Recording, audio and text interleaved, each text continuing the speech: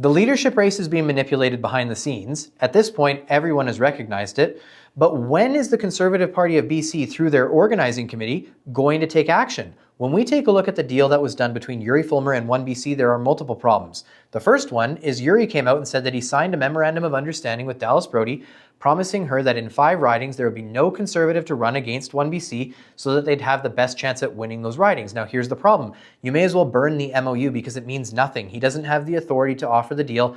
There are riding associations and party decisions that would need to be made before that. So it's really a pointless deal, and it was just done to manipulate the right-sided voters and people who are in favor of Dallas to vote for Yuri. And honestly, that strategy worked in favor of him because he was in almost last position, right above Warren Ham, until he signed the MOU with Dallas where he started to gain favorability. So it was a manipulation tactic and it worked for him.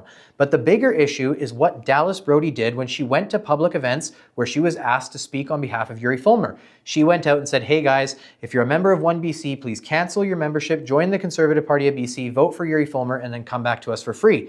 Now, we would all agree on this. David Eby went out and publicly endorsed Caroline Elliott. But if he had gone out and said, hey guys, we want you to cancel your membership in the NDP, vote for Caroline Elliott, come back to us for free, that Caroline would be immediately disqualified from the leadership race. So why hasn't LEOC taken action against Yuri Fulmer?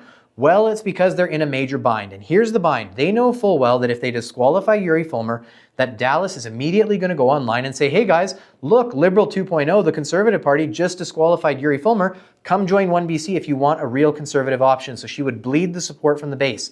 And it is a bind for LEOC. But at the end of the day, it's my recommendation, and really I want to hear from you guys, but it's my recommendation that LEOC make a public statement and at least issue a penalty to Yuri for this, because we need to show that as a party, we will protect our membership from interference from a third party that is completely self-sufficient.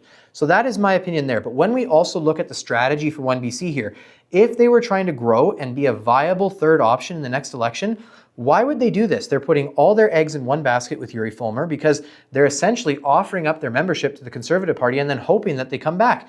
If they were actually serious about building, wouldn't they be putting forward their own candidates and trying to grow their membership instead of tossing it back to the Conservatives? This is why I have a theory, and it's just speculation, that Yuri made a deal off the side, a contingency deal with Dallas to bring her back into caucus, offer her attorney general, and they know full well that they can't tell the public that because it'll piss off the base from OneBC and piss off the Conservative base. But at the end of the day, you guys, there are some sketchy backroom deals that are being made here, and I'd like to hear from you. What action do you think the Conservative Party of BC through LEOC should take against Yuri Fulmer?